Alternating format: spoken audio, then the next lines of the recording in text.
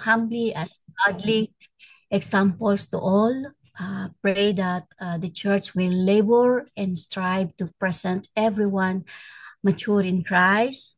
Let us pray also that more workers step up faithfully to serve. So, sa body of Christ, let us pray. Hallelujah. Our Father in heaven, Lord Jesus Christ and Holy Spirit. Dear loving Lord, we come to you today asking your guidance and strength. We know that we are not alone in this world. We are part of the body, all of us here in this platform. We help us to remember that to love one another as you have loved us and become a reflection of your unfailing and unconditional love, Father. How good you are to provide us with pastors, with all the elders, from the bishop, from the deaconess, from the leaders, everyone that you are using to shepherd us, to lead us in your ways.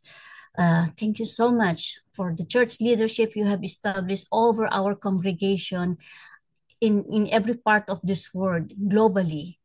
Thank you so much for. I ask that you would bless them and keep keep us all, that you face that whatever we are facing will shine upon us and give us all peace. Grant to each elder a joy in their work, in everything they're doing. Protect each elder, each pastor, each bishop from the schemes of the enemy, to protect us from every enemy's temptation, Father. And give to each elder grace to fight the good fight of faith, Father. We pray the elders, the servants will seek you with all their hearts. Help them to never to stray from your commands, Father.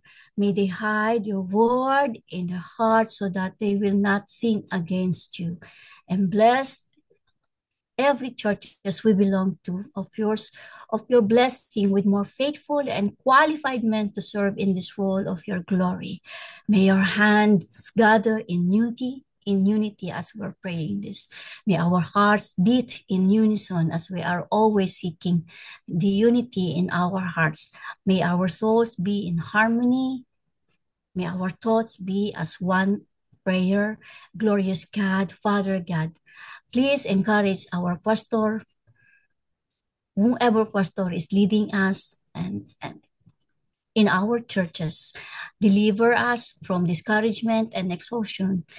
Give us the strength and energy to fulfill the work you've called to every elders, to every pastors, to every leaders.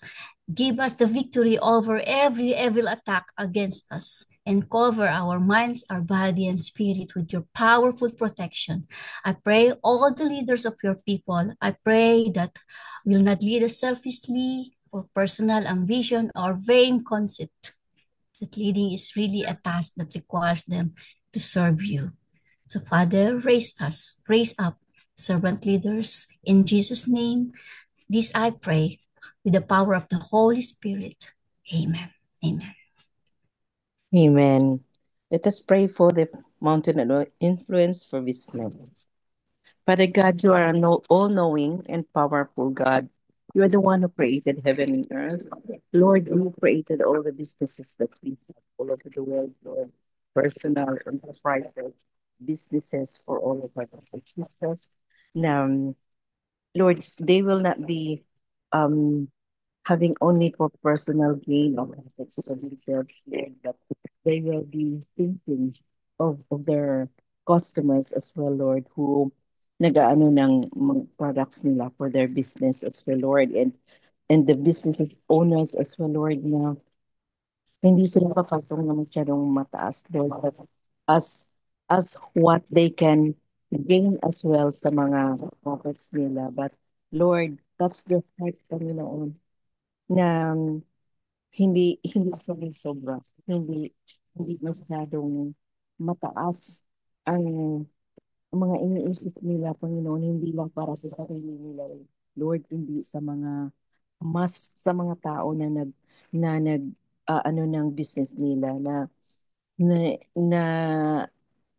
inaano yung business nila, Lord, ina nag, sorry, hallelujah, na nagkakaroon din ng expansion, Panginoon, yung mga businesses nila because binibigay nila o inuuna din nila ikaw, Panginoon. And I pray as well na expand yung mga business nila at maraming mga customers that will draw to them because yung intention nila, Panginoon, ay para sa iyo lang, Lord, sa lahat ng mga may-ari ng mga businesses, personal din yun, at sa mga community din ng mga businesses na na inaari nila, Panginoon. So, Lord, thank you so much for all these businesses na ini-expand mo rin, na ikaw din ang nagbibigay sa kanila ng hope, ng mga blessings, Panginoon, para sa komunidad, sa mga tao na nakapaligid sa kanila, Lord. And I pray as well na magkakaroon ng profits, especially yung mga believers na may-ari ng mga businesses, Panginoon. I pray that you will expand them. You will give them all that they need as well, Lord, as long as they they honor you through their businesses. So Lord, I pray na marami pa silang um, mga customers na darating sa kanila, mag-expand ang mga business nila, Lord, because they put you first instead of putting themselves first. So, Lord, I pray in Jesus' name, amen and amen. Yes, tayo po ay patuloy na manalangin. Yes, Lord. Hallelujah. Hallelujah, Father. Hallelujah, Lord Jesus. Hallelujah, God, the Holy Spirit po, Panginoon. Tinataas ko po, Panginoon, ang bansang Israel po, Panginoon, Lord. At alam po namin, Lord, na marami pong nangyayari po, Panginoon. At ngayon, nagmi-meeting po rin sila po, Panginoon, para, para Lord God, na maano po, Panginoon, Lord God, ilip out uli yung ceasefire. Lord, we take, Lord, na kayo po, Panginoon, ang mag-handle nito, mag-ayos nito, mag-resolve nito po, Panginoon, yung conflict na ito in Jesus' name po, Panginoon, Lord God, at lahat ng mga ginagawa nila na nasasaktan po, Panginoon Lord, yung kahit na wala pong malay po, Panginoon, na tao, Lord, pati po yung pag-capture nila, pag-kidnap nila po, Panginoon, sa mga locals na mamamayan po, Panginoon Lord, ay alam po namin na hindi po makatarungan din po, Panginoon Lord God. Have mercy po, Panginoon Lord God, sa lahat ng mga naapektuhan na ito po, Panginoon. Restore niyo po, Panginoon. Ibalik niyo po, Panginoon, ang kapayapaan sa kanilang bansa po, Panginoon, Lord God.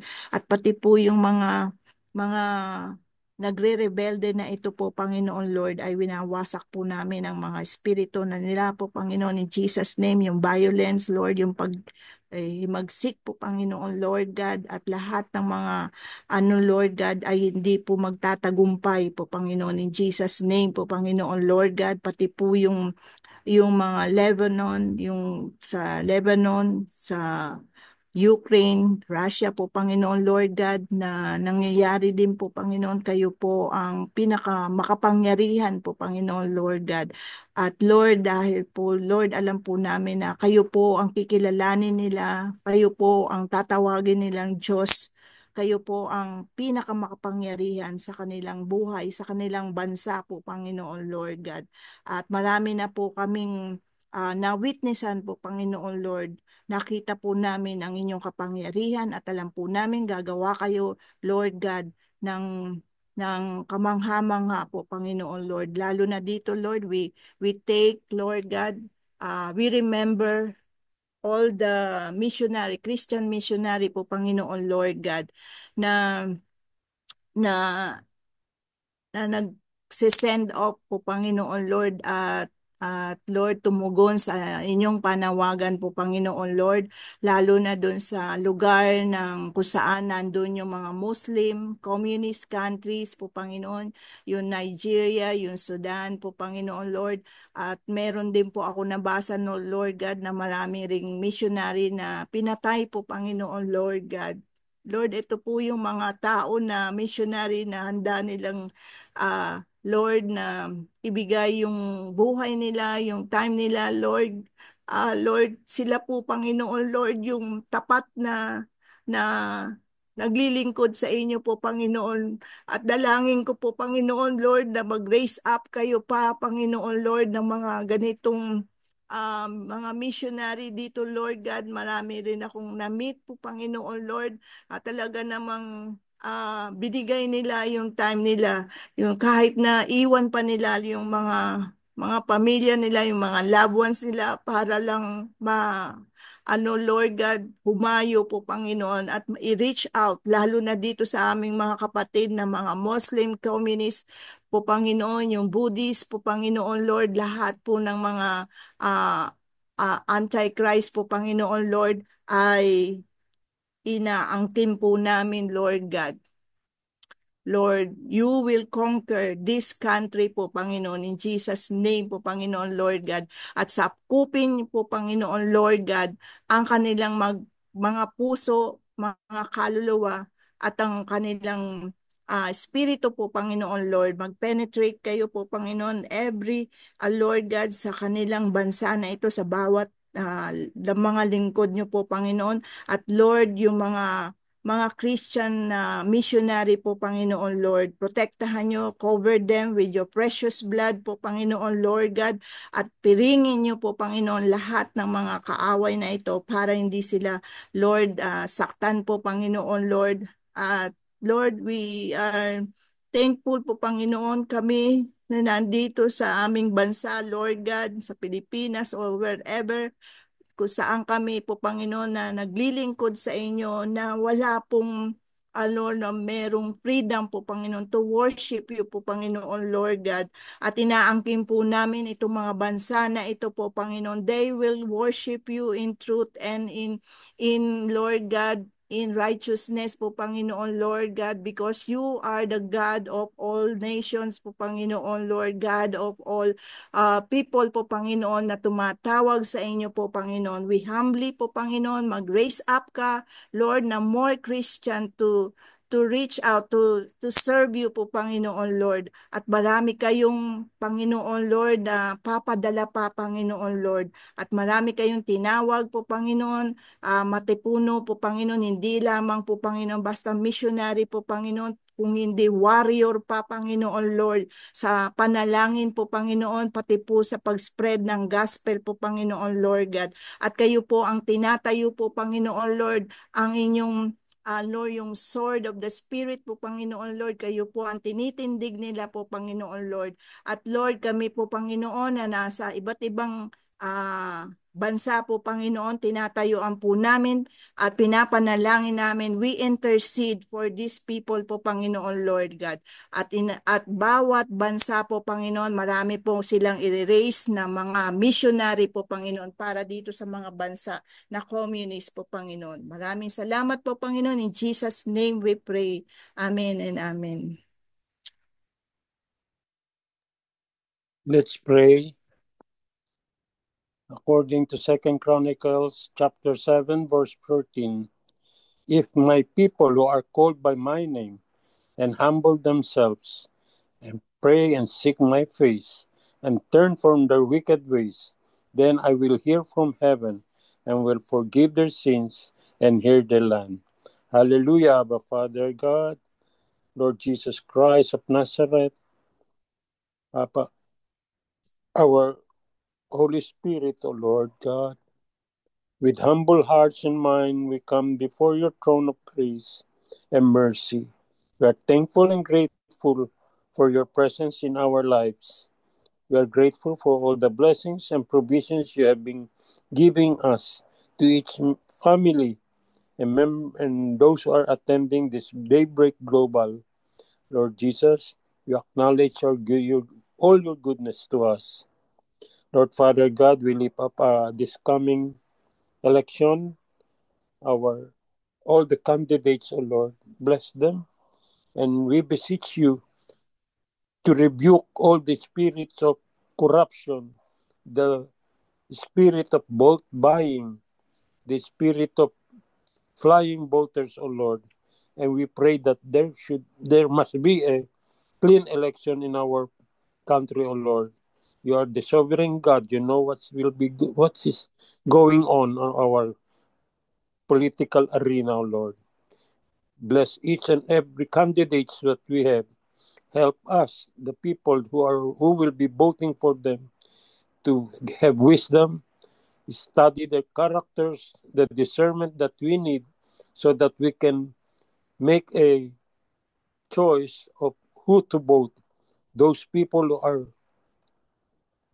God fearing and love our country, the Philippines, O Lord. Bless each and every one of the candidates that are running, from senators to congressmen to all local officials, O Lord, of the municipal and cities, O Lord, in our country.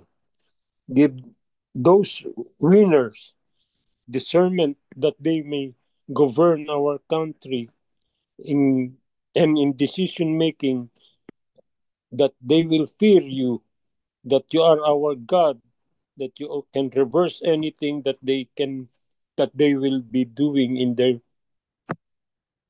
legislation, O Lord. We pray for our President Marcos, that and even the uh, Commission on Election, O Lord, that there will be no bias, O Lord, in every candidates that will be filing their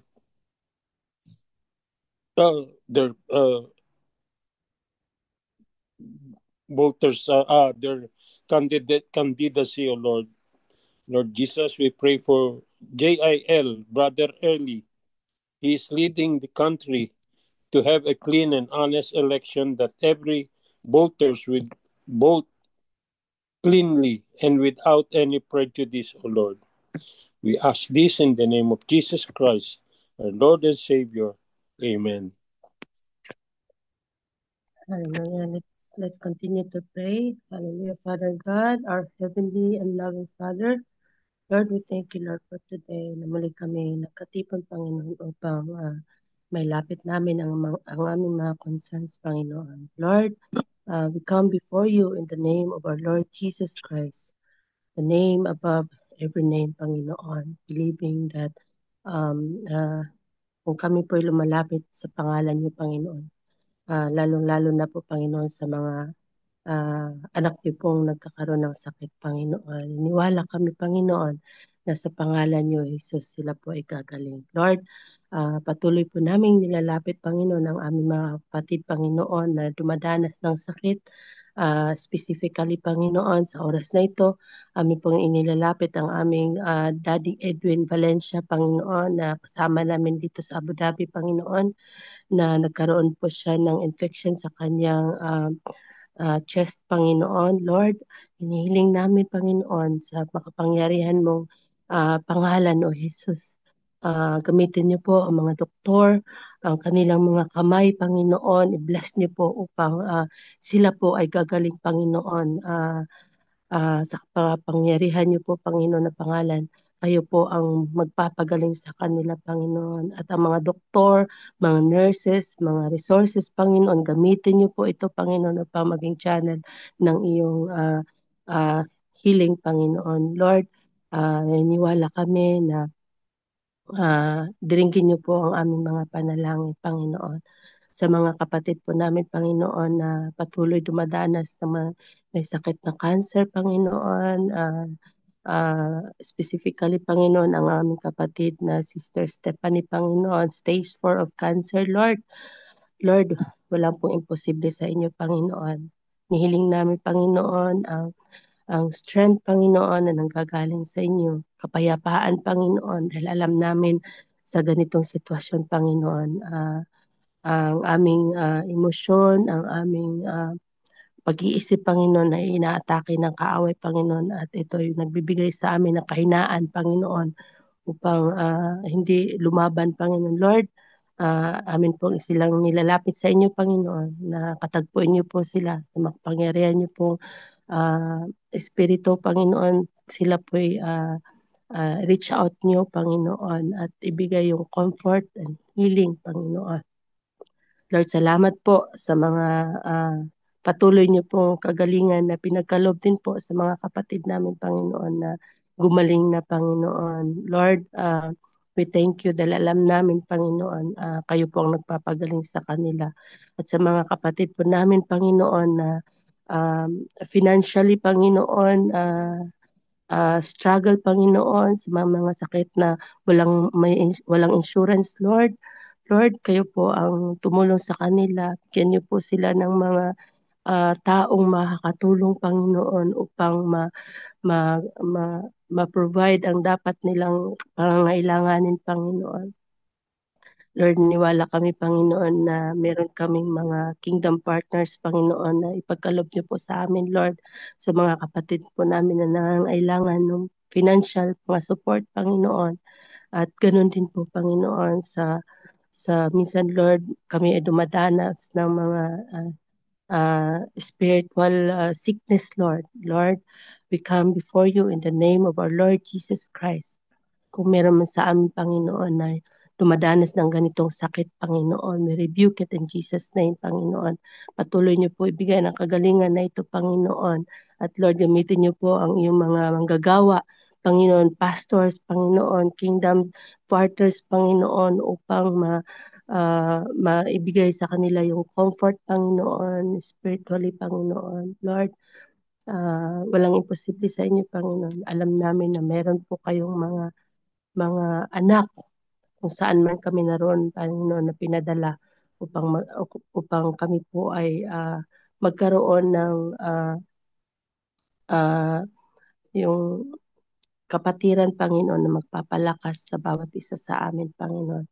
Kay Lord, salamat sa lahat ng mga answer prayer na pinagkaloob niyo po sa bawat isa sa amin. Ito po yung aking panalangin sa pangalan ni Jesus. Amen and amen.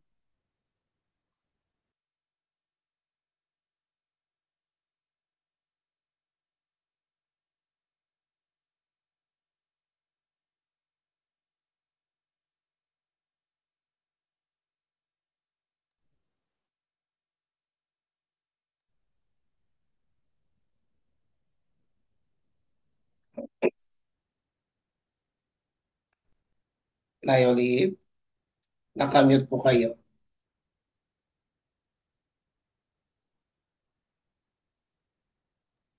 Okay, maraming salamat. Sorry po.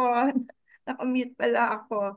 Purihin ang Panginoon sa bawat panalangin na itinaas sa Panginoon at tinaangkin natin ang kanyang makapangyarihang pagtugon sa bawat panalangin na ito. At salamat po sa ating mga intercessors na nanguna sa atin ngayong umaga. Ito po ngayon ang ating title po sa umagang ito ng ating devotion, Our Misgivings About Jesus, ni Oswald Chambers.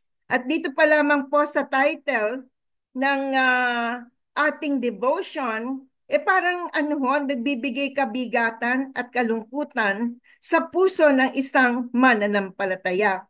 Kasi tinignan ko po kung ano ibig sabihin ng word na misgivings. Ito po pala isang a feeling of doubt or apprehension about the outcome or consequences of something. Kaya sa madaling salita, ito po ay nagpapahayag ng mga misgivings, ng mga pagdududa tungkol sa ating Panginoong Jesus. Tingnan po natin ang mensahe sa pamamagitan ni Oswald Chambers.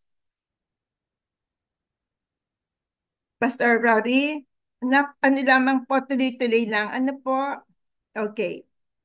The woman said to him, Sir, you have nothing to draw water with, and the well is deep. Ang kanya pong kasaysayan matatagpuan sa chapter 4 ng Gospel according to St. John. Pero itong salitang ito, kinuha po sa verse 11. Have you ever said to yourself, I am impressed with the wonderful truths of God's word, but he can't really expect me to live up to that and work all those details into my life. Next slide, please, Pa.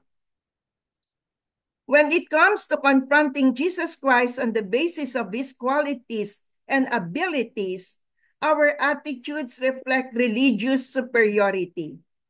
We think his ideals are lofty and they impress us, but we believe he is not in touch with reality, that what he says cannot actually be done. Each of us thinks about this about Jesus in one area of our life or another. These doubts or misgivings about Jesus begin as we consider questions that divert our focus away from God. While we talk of our dealings with Him, others ask us, what are you going to get enough money to live? Where are you going to get enough money to live? How will you live? And who will take care of you? Or our misgivings begin within ourselves when we tell Jesus that our circumstances are just a little too difficult for him. We say, it's easy to say, trust in the Lord. But a person has to live, and besides, Jesus has nothing with which to draw water, no means to be able to give us these things.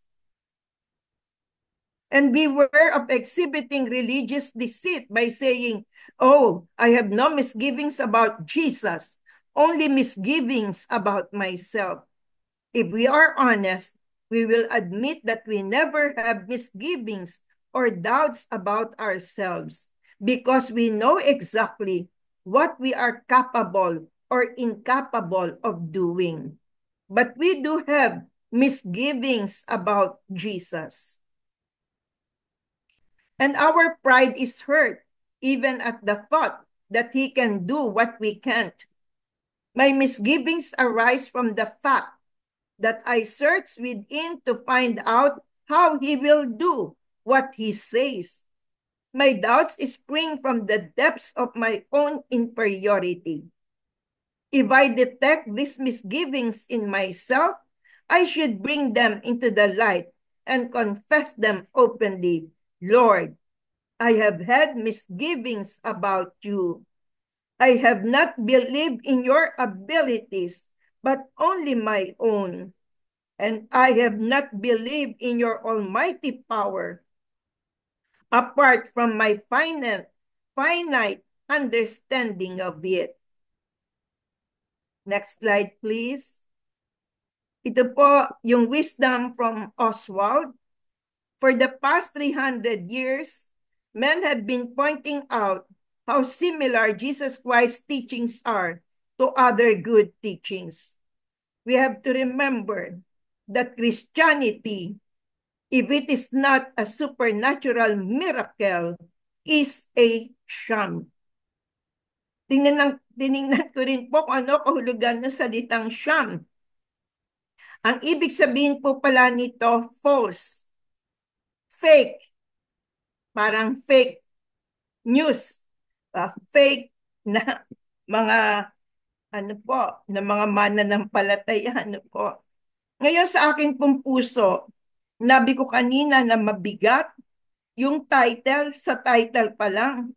Kasi ibig sabihin nagdududa at maraming nagdududa kahit na po mananampalataya, kaya bang gawin ng Panginoon ang kanyang sinasabi? Kaya nga po, dun po sa kasaysayan ng babaeng Samaritana, na sinabi niya, wala kang wala kang sisidlan para kumuha ng tubig. Paano ka kukuha ng tubig? Sa puso ko, first part lang yon ng kasaysayan ng babaeng Samaritana. Dahil ang second part po, buong baryo o buong kababayan niya. Dati, siya po ay makasalanan na nagtatago. Kaya nga nasa well siya sa gitna ng kainitan ng araw. Pero after a living, personal encounter with the Lord Jesus Christ, the whole town has turned to Jesus and has believed in Him as Messiah, Lord and Savior of their lives.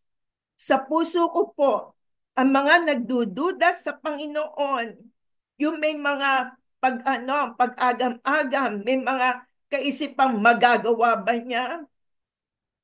Ayun pong mga taong nakatingin pa po sa mundo, sa magagawa ng mundo, sa kanilang mga pangangailangan at sa kanilang mga problema. Ito po yung to see is to believe. Sa atin po, we look beyond what our eyes can see. We look beyond what our ears can hear. We look beyond what we feel. Ang sabi po ng Hebrews, fix your eyes on Jesus, the author and finisher of our faith. The Lord Jesus can only prove who He is, God Almighty, God the living Word, God Creator, together with Abba Father and the Holy Spirit. This is Jesus na nagkatawang tao. And He can only prove Himself when we allow Him to work powerfully in our lives. Kailanman, wala pong mangyayari kung wala pong pananampalataya. At ang sabi, all things are possible to them that believe. Sa akin po, ang meaning ng pananampalataya ay Jesus Christ. Hindi natin kayang mailarawan ng maliwanag. Sabi nga po, faith is the assurance of things hoped for, the certainty of things unseen. So Jesus is the assurance of things we hope for. He is the certainty of the things unseen. Kaya nga po, para doon sa nakaranas ng matinding pagkilos ng Panginoong Diyos sa pamamagitan ng Lord Jesus by the power of the Holy Spirit, kahit na anong gawin niyo po, hindi sila matitinag, hindi sila magigiyagis, kahit na anong circumstansya ang dumating, they will remain firm in their faith and in holding on to who Jesus is in their lives by the powerful presence of the Holy Spirit for the honor and glory of Abba Father. Alam naman po nating lahat na sa panahon na ito ng aming buhay, ang aming anak na si Pilar ay dumaan sa isang matinding health challenge sa kanyang buhay. At alam ko po, isa kayo ang global daybreakers na nag-pray para kay Pilar. At nandito rin po yung aking kapatid, si Virgil. Siya rin. May napakadingding patotoo na ngayon kahit na anong gawin mo po sa kanya, he will always stand on who Jesus is. Ang totoo nga po, mas matapang ngayon siya kaysa sa akin eh. Dahil minsan po, meron kaming kamag-anak na pumanaw, di magsasalita daw po kami. Aba, agad sinabi po ng aming kapatid na si Virgil, pagka wala sa atin si Jesus, impyerno ang pupuntahan natin. Kasi talaga naman pong only Jesus ang the only way, the truth, and the life into the presence of the Father God Almighty. At purihin ng Panginoon sa kapangyarihan ng banal na Espiritu, si Pilar po is now completely, sabihin ko na po, completely healed kasi lahat po ng kanyang PET scan, lahat po ng result, no more, may tawag po sila eh. Pero sa pagkakaintindi ko po, no more cancer cells. Ang sabi niya po sa akin, alam mo mama, kung wala ang Lord Jesus, wala ang Holy Spirit, At wala ang mga prayers ng mga mananampalataya para sa akin, hindi ko makakayanan. Yun po palang chemo, yun po palang operation, yun pong radiation. Hanggang ngayon, meron pa pong isinasaksak sa kanya na hindi na po gamot yun eh. Parang ang tawag doon, bantay. Para wag na pong magbalik ang anumang cancer cells. At alam niyo po ba na dahil alam na alam ni Pilar kasama niya ang Lord Jesus. Sasabihin niya lamang po kasi hindi rin po biro yung halaga ng mga gamot ng isang cancer patient. Sasabihin niya lang ganon. Ano, Lord, Lord Jesus, Daddy God, sabi mo, ipoprovide mo lahat ng pangailangan ko. Bukas po, mag-aano ko, makikimo po ako. Wala po akong pambayad. Bigyan niyo po ako ng pambayad. Basta ganun siya. Alam niyo po, sasabihin na lang niya sa akin, Ma, may nag-deposit ng 50,000 sa aking account. Sabi niya, hindi ko alam kung saan galing. Pero alam ko, galing sa Panginoon. Sagot ng Panginoon. Yun ang mga tinatawag po nating mga destiny partners. Ganon din po yung aking karanasan. Nung nawala yung ninong nyo, kasi karamihan po dito akin ding inaanak. Talagang dumarating yung pagkakataon na sasabihin sa akin ni Pilar, Ma, mag-ano ka na lang, maghinay-hinay ka ng gastos. 1,005 na lang yung nasa yung GCash. Sabi niya, malayo pa yung pagdating ng bagong allowance. Niya. Ang sagot ko po, hindi. Kasi kilala ko po kung sino ang Diyos na buhay at makapangyarihan. Ang sabi kong ganon, anak, kailanman, hindi yan mawawalan ng laman. Alam niyo po ba, kasi nandito po ang mahal na Pastor Rory, mga inaanak at anak ko rin po, hindi ko pa po sila masyadong kakilala noon. Nasa Spain po sila. Sabi ni Pilarma, meron nagpadala sa iyo ng sa para sa iyo. Sabi ko, saan galing? Sabi niya, parang Spain eh. Sino ba kakilala mo doon? Sabi ko, alam ko may pumapasok sa healing room ng Aldersgate. Kasi ang pangalan nga po, Rory and Geraldine Tolentino. Nung magkakilala na po kami talaga ganon, pagka po pala may blessing, tatanungin nila, kanino namin to ibibigay? Yung gusto nilang share ng blessing. Alam po, nilagay daw sa puso nila ako para padalhan. Eh yun po yung panahon na sinasabi sa akin ni Pilar, maghinay-hinay ka na ng gastos.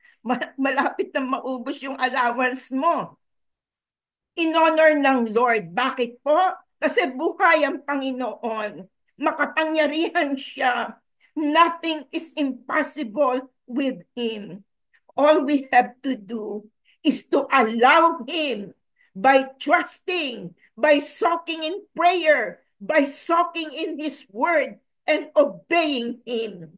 At kung sumagot po siya, higit pa sa maaari nating hilingin at asahan, purihin ng Panginoon. Nais ko pong i-close sa isang awit na nagsasabi kung sino si Jesus sa ating mga mananampalataya. Pagkatapos doon, mag-closing prayer na po ako at si Pastor Rory ang benediction. Salamat po. It's too difficult with you. All things are possible with you. Hallelujah, dear God, our King Jesus, Lord and Savior, Commander-in-Chief of the heavenly armies. Hallelujah, dear God, our Holy Spirit, who lives inside us, always with us. Tunay, Panginoon, kahit na ano sabihin ng mundo, kahit na ano sabihin ng mga kinakasangkapan ng kaaway para hadlangan, para masira para huwag maganap ang inyong perfectong kalooban sa aming buhay. Salamat, O Abba Father, dear God, Lord Jesus, dear God, Holy Spirit, dear God, walang puwersa, walang sino man na pwedeng makahadlang, na pwedeng makapagpatunay na kayo ay hindi totoo, na hindi nyo magagawa ang inyong mga pangako. Dahil, Panginoon, madalas ang mga tao ay nakatingin sa kanilang magagawa. Madalas ang mga tao ay nakatingin sa mga taong pwedeng gumawa sa kanilang sitwasyon. Pero maraming salamat, O Abba Father, through your powerful presence, O Holy Spirit, kayo po ang tagapagpakilala, kayo po ang tagapagpahayag kung sino ang Panginoong Hesukristo sa aming buhay.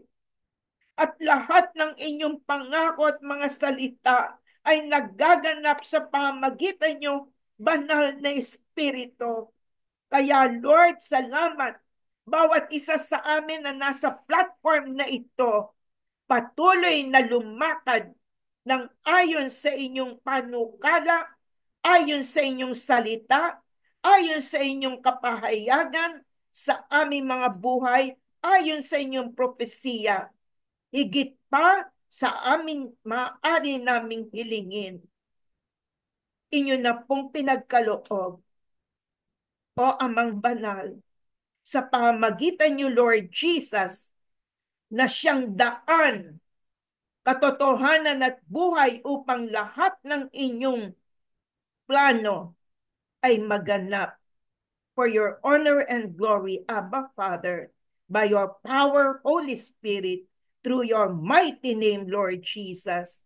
Thank you for the answers to our prayers. Amen. Amen. Amen and amen. Amen. Tanggapin po natin ngayon ang pagpapala ng Diyos Ama, Anak at Espiritu Santo na ayon sa kanyang salita na sinulat sa Ephesians chapter 3 verse 17 to 19. May Christ dwell in your heart through faith, that you, being rooted and grounded in love, may the strength to comprehend with all saints, with his breadth and length and height and depth, to know the love of Christ that surpasses knowledge, that you may fill with all the fullness of God. Now, to him, you're able to do far more abundantly than all that we ask to think, according to the power work with us. To him be glory in the church and Christ Jesus through all generation, forever and ever. And everyone will declare and say, Amen and amen. Amen. Amen. Amen. Amen. Amen. Thank you, Nina. Good morning, Maraming everyone. salamat, Nina. Thank you, Ate Olive. Thank you po. Thank you, Thank you, Nina. everyone. God bless Thank you po. everyone. Thank you po. Sige po, picture muna po tayo. So if you are able to open your camera,